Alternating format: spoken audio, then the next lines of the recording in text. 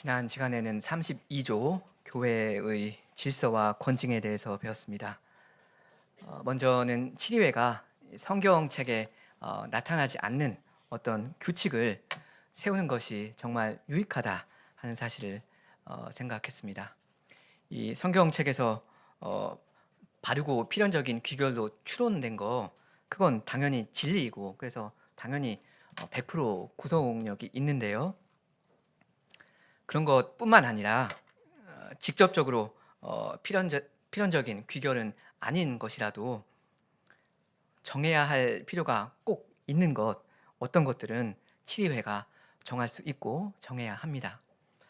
예를 들면 주일 예배를 어떤 방식으로 언제 어디서 드릴 건가, 뭐 이런 거요.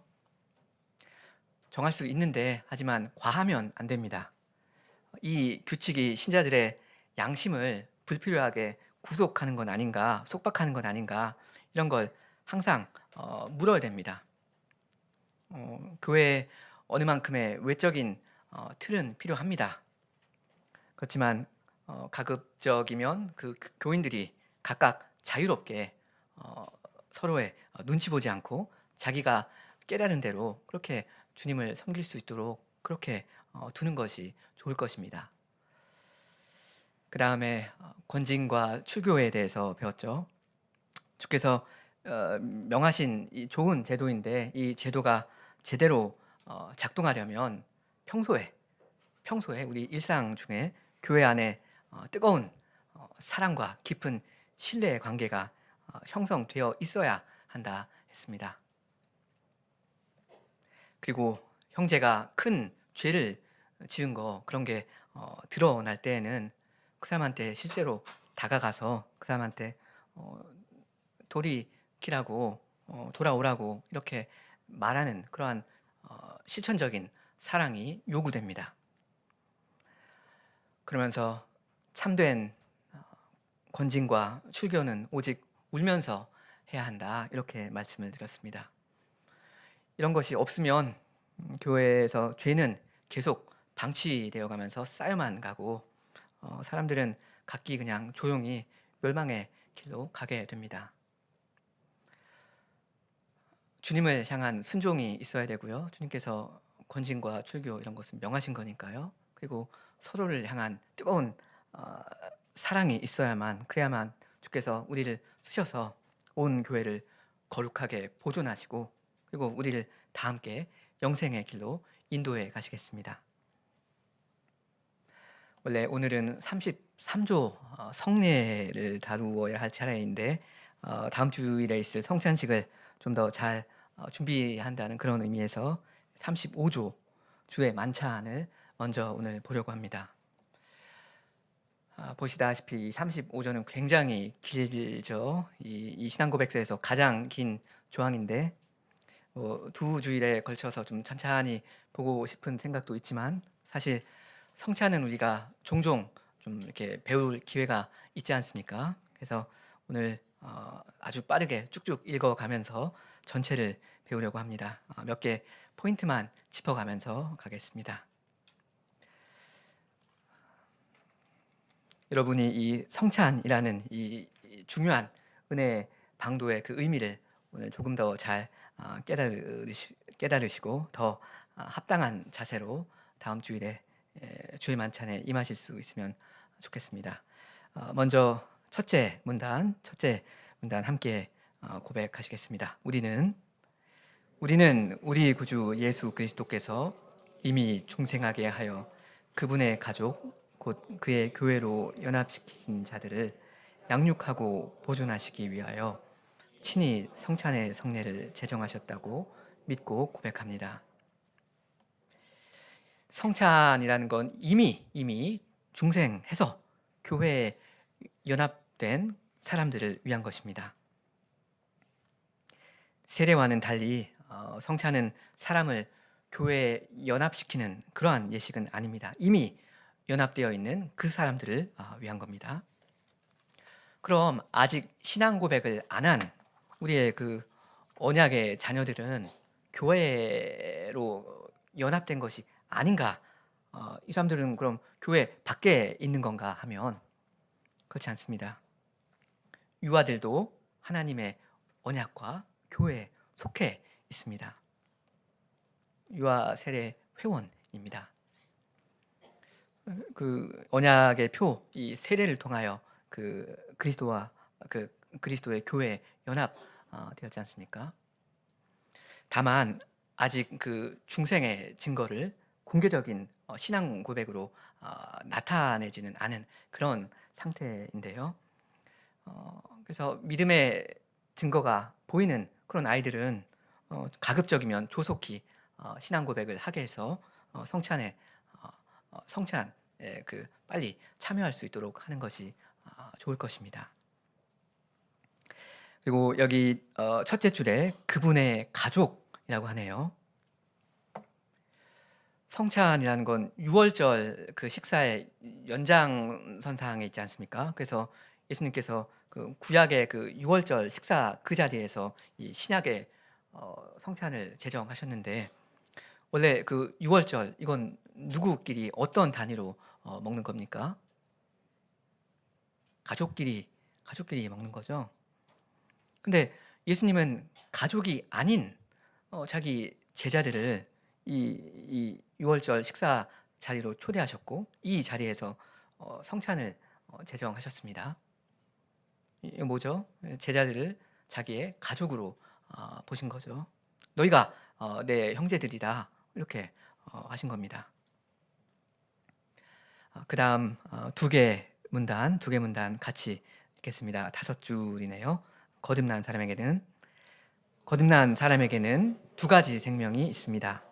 하나는 그들이 처음 태어나 받은 육체적이고 현세적인 생명인데 모든 사람에게 공통됩니다. 지금 신자 이야기하는 겁니다. 생명이 두 가지라고 하죠. 첫째 생명은 모든 사람한테 있는 이 보이는 몸, 이 생물학적인 이 생명이라고 합니다. 그러니까 숨을 쉬고 맥박이 뛰고 뭐 이런 거요. 나머지 한 문단 같이 읽으시죠. 다른 하나는 그들이 두 번째로 태어날 때 받은 신령하고 천상적인 생명인데 그리스도의 몸의 교제 안에서 복음의 말씀으로 태어납니다. 이 생명은 모든 사람에게 공통된 것은 아니고 오직 하나님께서 택하신 자들만이 갖는 것입니다. 이 둘째 생명은 말하자면 영적인 생명입니다. 거듭난 신자들한테는 이 영적인 생명이 있다 하는 거죠. 불신자들한테는 없습니다. 불신자들은 영적으로 시체이죠. 육체적이고 현세적인 그러한 생명만 있습니다. 무슨 이야기를 계속 하는 건지 다음 문단 보겠습니다. 4줄입니다. 육체적이고 지상적인 생명을 유지하도록 하나님께서는 지상적이고 물질적인 떡을 정하여 주셨습니다. 이 생명이 모든 사람에게 있는 것처럼 이 떡 또한 모든 사람에게 공통됩니다.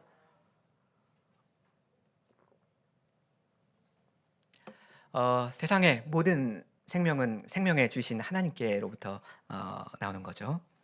그 생명의 보존도 유지되는 것도 하나님께서 하시는 건데요. 이 어떻게 하나님께서 이 생명들을 보존해 주실 거냐, 그 방식을 주님께서 딱 정해 주셨습니다.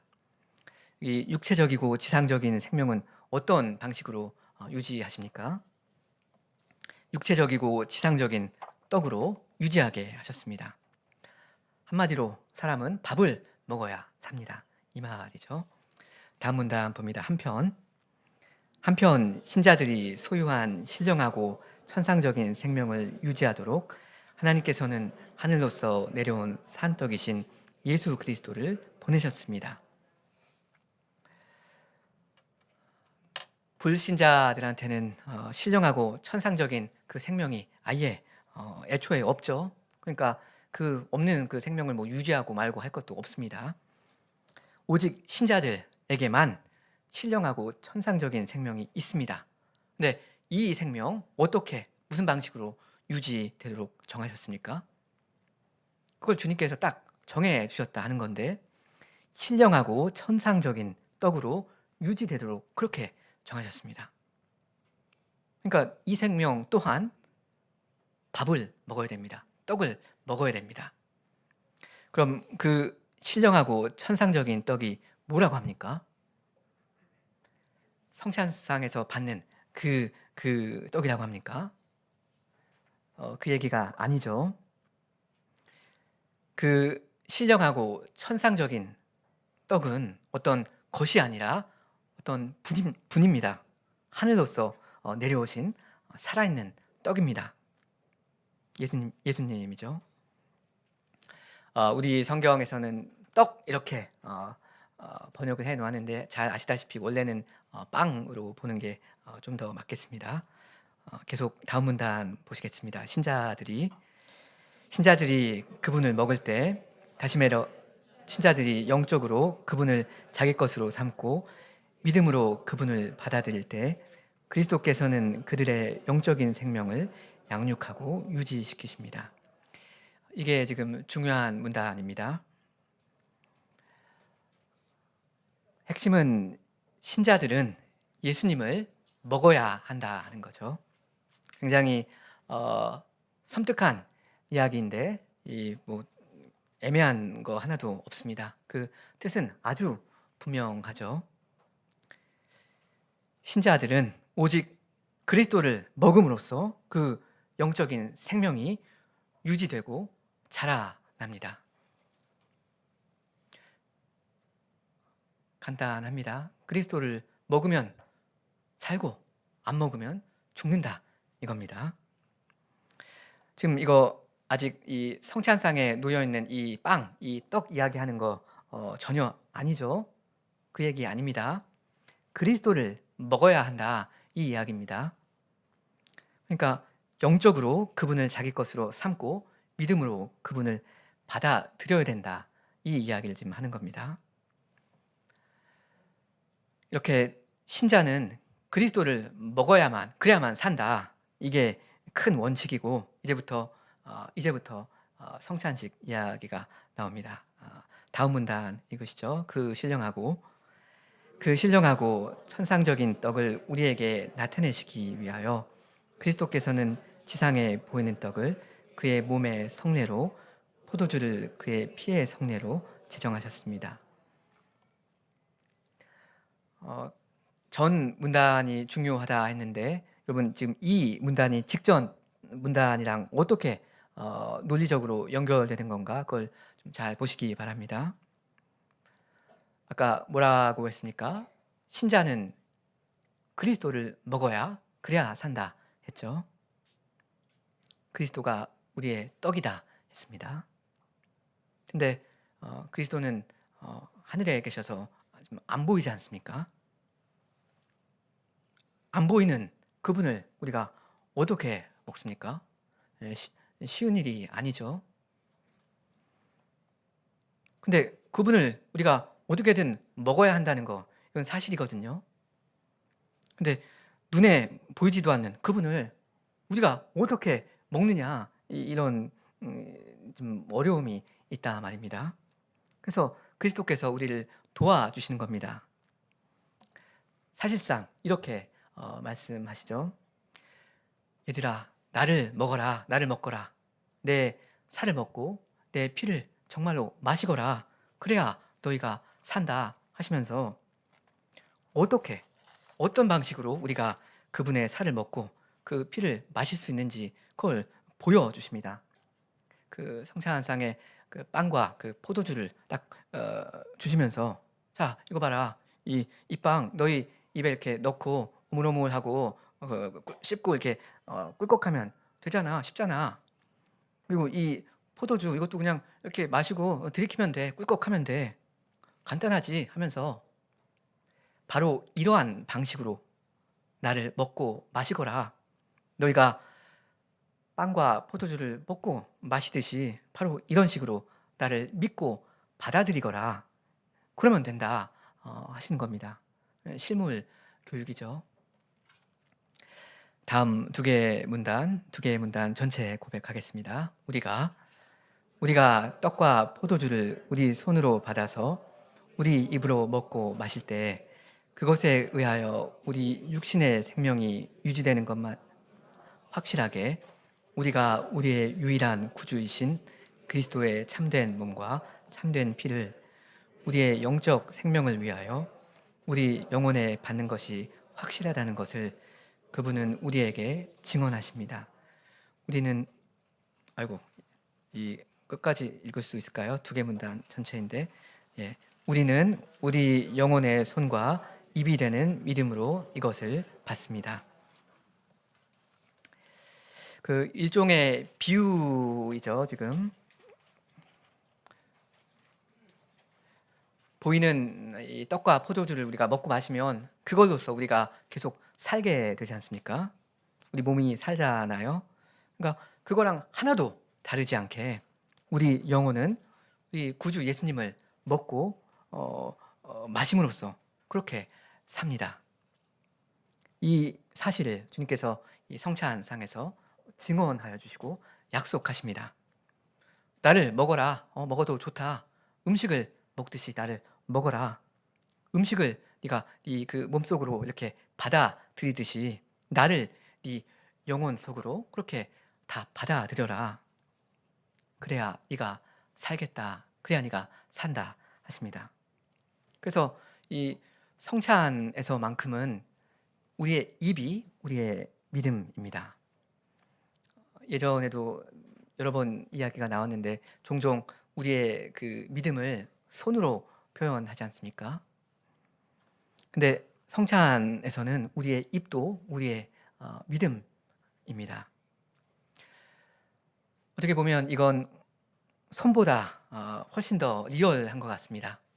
왜냐하면 그리스도를 이렇게 손으로 받는다 이렇게 표현하면 그게 이제 그리스도가 내 것이 된다라는 게 이제 잘 드러나지만 맞지만 그리스도를 내가 내 호주머니에 넣었다는 말인지 아니면 책상에 세워뒀다는 말인지 그 다음 단계가 잘 표현이 안 되지 않습니까? 그리스도께서 내가 받은 그 그리스도께서 나와의 이 관계에서 정확히 어떤 위치에 있는지 어디에 가 계신지 그게 손이라는 말로는 잘 이 표현이 안 되잖아요. 근데 성찬에서는 이 입이 우리의 믿음입니다. 그리스도를 우리가 단지 이렇게 받는 것이 아니라 아예 받아서 먹습니다. 그러면 어떻게 됩니까? 그리스도는 어디 다른 곳에 있는 것이 아니라 내 안으로 들어오십니다. 음식이 이 입을 통해서 내 몸으로 이렇게 완전히 들어오듯이 그리스도는 믿음을 통해서 내 영혼 안으로 완전히 들어옵니다. 이런 방식으로 주께서 나의 이 생명을 유지하십니다. 이런 방식으로 주님께서는 그 십자가에 달리신 그 몸과 그 흘리신 피로써 우리 영혼을 영생에 이르도록 친히 먹이시고 마시우십니다. 다음 문단 보겠습니다. 네 줄이죠. 예수 그리스도께서 우리에게 그분의 성례를 헛되이 용하신 것이 아님은 의심할 여지가 없습니다. 따라서 그분은 이러한 거룩한 표로서 우리에게 나타내신 모든 일을 우리 안에서 행하십니다. 성례가 헛된 것인가? 우리 그냥 뭐 보기 좋으라고 하는 무슨 종교적인 세레모니인가 하면 그렇지 않습니다. 성례는 효과를 냅니다. 그러니까 그리스도께서 이 성찬식으로서 그 시간에 실제로 하시는 일이 있습니다.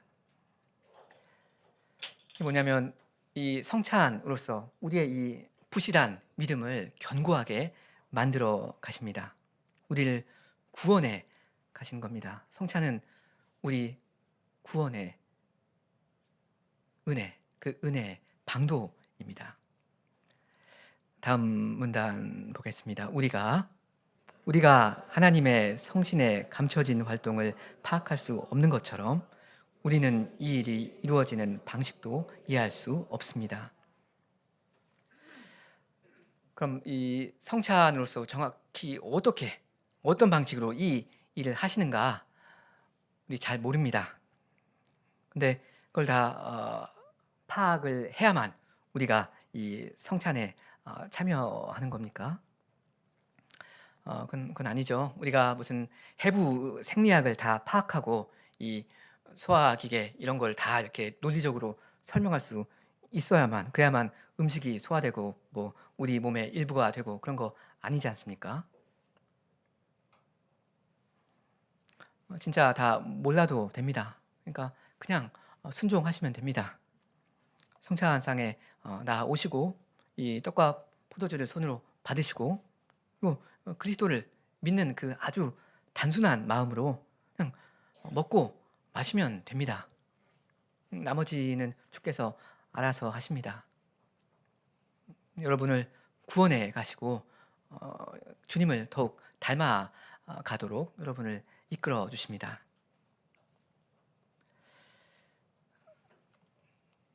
그 다음 문단 보겠습니다. 그렇지만 우리가 그리스도의 참된 실제 몸과 피를 먹고 마신다고 말하는 것은 잘못된 것은 아닙니다. 우리가 그것을 먹는 방식은 입을 통해서가 아니라 믿음을 통해서 영적으로 하는 것입니다. 여기 보면 우리는 실제로 진짜로 그리스도의 참된 실제 몸과 피를 먹고 마십니다. 이게 무슨 비유적인 무슨 이상한 잘못된 표현인 것이 전혀 아니라 이게 바로 진리입니다. 다만 우리는 식인종은 아니죠. 그리스도의 그 물리적인 그 몸, 그 살점을 우리가 우리 입으로 이렇게 물어뜯고 이렇게 먹는 거 그건 당연히 아닙니다. 그 영적인 겁니다. 입이 아니고 결국 믿음입니다. 다음 문단 봅니다. 그리하여 예수 그리스도께서는 하늘에서 성부 하나님 우편에 항상 앉아 계시면서도 끊임없이 우리로 하여금 믿음으로 자기에게 참여하게 하십니다. 주님은 하늘에 계시죠. 그러니까 마음을 들어 올리시면 됩니다. 참된 떡이신 이 그리스도로 양육을 받으시려면 이 테이블에 놓여 있는 그 떡, 그 포도주의 그 외적인 표징에 너무 오랫동안 집착을 하지 마시고 속히 마음을 들어서 눈을 들어서 하늘에 계신 그리스도를 보셔야 됩니다. 다시 말하면 그분을 믿으면 됩니다. 다음 문단 봅니다. 이 만찬은 영적인 식탁으로서 그리스도께서는 이 자리에서 우리로 하여금 그분께 참여하고 또 그분의 모든 은덕에 참여하게 하십니다. 성찬은 만찬이죠. 식사입니다. 그리고 성찬상은 제단이 아니라 식탁입니다.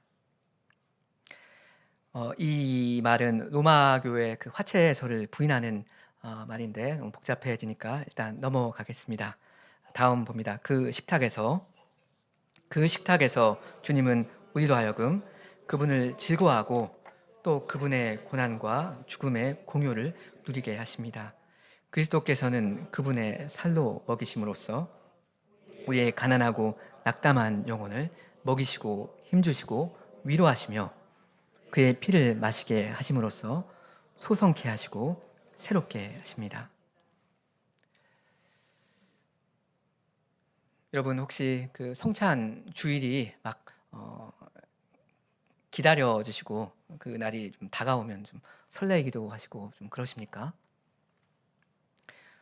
우리가 지난 11월에 성찬을 받았는데 그 12월이나 한 1월쯤 되니까 빨리 좀 성찬을 좀 했으면 좋겠다 이런 생각 혹시 여러분 들지 않으셨습니까?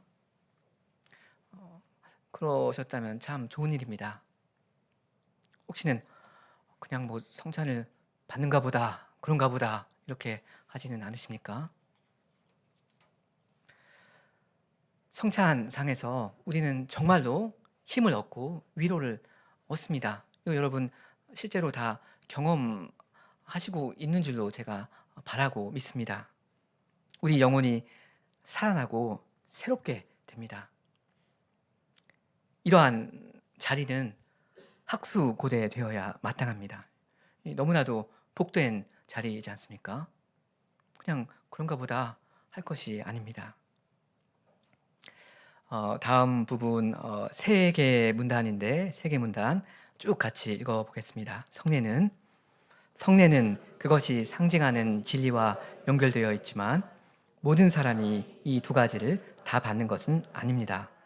경건치 않은 자는 실로 성례를 받음으로써 자신을 정죄하는 데 이를 뿐이고 성례의 진리는 받지 않습니다. 따라서 유다나 마술사 시몬은 성례를 받았으나 그것으로 상징된 그리스도는 받지 않았습니다. 오직 믿는 사람들만 그분께 참여할 수 있습니다. 믿음이 없이는 그리스도를 전혀 받아 누리지 못한다 하는 이야기입니다. 이렇게 말을 해도 좋을지 잘 모르겠는데 불신자는 이 보이는 떡과 포도주는 뭐 이렇게 위장해서 이렇게 소화시킬 수 있겠지만 얼마든지 그 떡이랑 포도주가 상징하는 그 실체, 그 그리스도의 살과 피는 절대 소화 못 시킵니다. 백날 이 성찬의 떡을 먹어도 그리스도를 전혀 못 받습니다. 영적인 음식은 믿음이라는 그 입으로 먹어야 하기 때문입니다. 다음 문단 보겠습니다. 세 줄이죠. 끝으로 우리는 이 거룩한 성례를 하나님의 백성의 회중 가운데서 겸손함과 경외함으로 받습니다. 성례는 교회에 맡겨주신 교회 예식입니다. 그러니까 사사로이 교회 밖에서 이렇게 어떤 컨퍼런스에서 하고 그럴 일은 아닙니다. 그리고 여기 하나님의 백성의 회중 가운데서라고 하지 않습니까? 우리 언약의 자녀들도 하나님의 백성의 회중이거든요. 그러니까 부모님들께서는 성찬을 앞두고 혹시는 토요일이나 금요일이나 이렇게 그 아이들한테 성찬의 이 의미를 잘 친절하게 설명해 주시기 바랍니다. 오늘 예배는 좀 길다. 조용히 가만히 앉아 있어라. 이렇게만 하지 마시고 어른들이 지금 저기 앞에 나가서 정확히 뭘 하고 있는지 이걸 좀 설명해 주시면 좋겠습니다. 그러면서 자기도 저 성찬상에 나아갈 날을 기대하게 만드셔야 하겠습니다. 이 성찬 이거 하나 설명해 주면 그 복음의 핵심을 다 설명한 거거든요. 다음 문단 보겠습니다. 우리는 다 함께 우리 구주 그리스도의 죽으심을 감사하는 마음으로 기념하고 우리의 믿음과 기독교 신앙을 고백합니다. 성찬은 그 과거를 기억하면서 우리 구주 그리스도의 죽으심을 돌아보는 거고요. 그리고 현재 그 그리스도를 받으면서 우리의 그 믿음을 고백하고요. 그리고 이 초라한 이 성찬보다 훨씬 더 아주 멋진 그 어린 양의 혼인잔치 그걸 큰 소망으로 기대합니다. 그러니까 그 잔치 기대하셔도 좋고 기대하면서 이 작은 성찬상에 참여하시면 되겠습니다. 다음 부분 보겠습니다. 따라서 먼저 자기 자신을 조심해서 살피지 않고서는 누구도 이 상에 나오지 않아야 합니다. 그렇지 않으면 이 떡을 먹고 이 잔을 마심으로써 자신에 대한 심판을 먹고 마시는 것이 되기 때문입니다.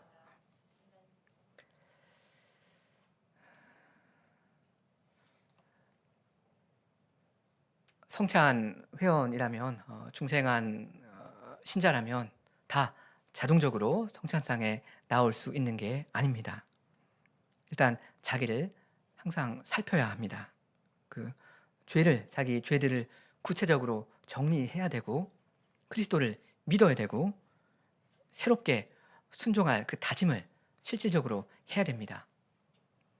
이런 거 없는 사람, 감히 그 거룩한 상에 나올 생각을 하지 말아야 됩니다. 그리스도를 진짜 갈구하면서 그분으로 내 영혼의 배를 채우고 싶어하는 그런 신자만, 믿음이 있는 사람만 이 자리에 나올 수 있겠습니다.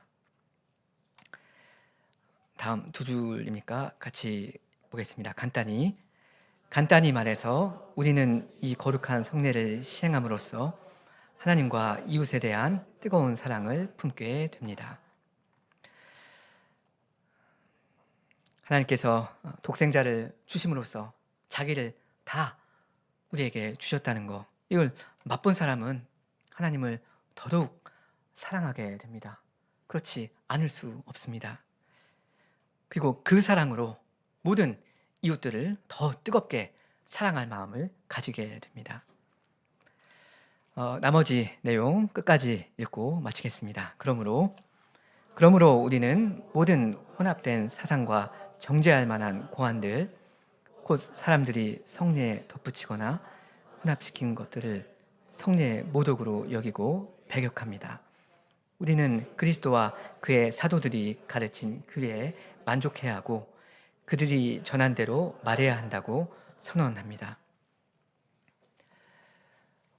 성찬이라는 게 좀 오해의 소지가 많은 것이어서요, 좀 주의할 필요가 있습니다. 잘 배워야 됩니다. 이상한 생각들을 갖다가 이렇게 붙이지 않도록 좀 조심해야 됩니다. 네, 사실 어떻게 보면 성찬은 굉장히 단순한 거거든요. 우리가 그리스도를 먹는다, 이거지 않습니까? 사람이 뭐 음식을 먹는다는 것보다 이 세상에 더 간단하고 당연한 게 어디가 있습니까? 그리스도는 우리의 양식입니다. 그분을 아주 단순하게 어린아이처럼 믿으면 됩니다. 먹으면 됩니다. 여러분, 장성한 믿음 아니어도 좋고 온전한 믿음 아니어도 좋습니다. 온전하지 않으니까, 그러니까 나아오는 것 아닙니까? 일단 나아오시면 됩니다. 그리스도가 내 전부시다, 그분 없으면 난 굶어 죽는다, 이런 아주 간단한 믿음으로, 나 배고프다 하는 이런 믿음으로, 그 심정으로 여러분 다음 주일 성찬상에 나오시기 바랍니다.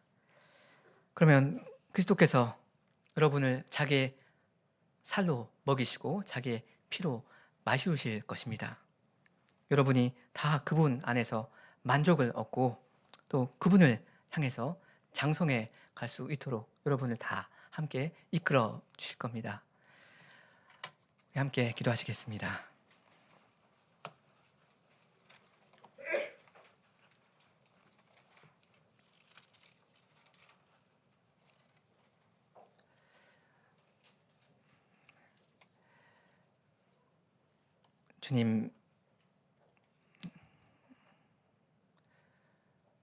주님으로부터 멀리 떠나 영영한 죽음 가운데 들어갈 수밖에 없었던 저희들을 불쌍히 여겨주시고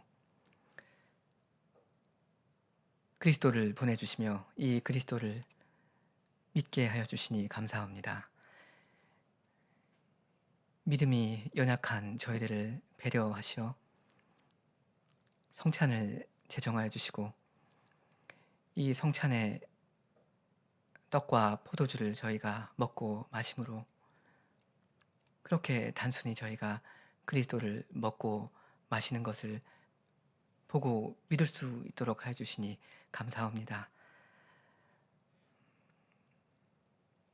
그리스도만을 저희의 양식으로 여기는 그러한 단순한 믿음을 저희에게 다 주시기를 원합니다. 다음 주일에 있을 그 성찬상에 주께서 친히 함께 하여 주셔서 저희가 그리스도를 더욱 알고 그분으로 생명을 얻으며 이 영생이 더욱더 풍성해질 수 있도록 하여 주시옵소서. 그러므로 저희가 기쁨을 누리고 주께서 모든 영광을 거두시기를 원하옵니다. 예수님의 이름으로 기도하옵니다. 아멘.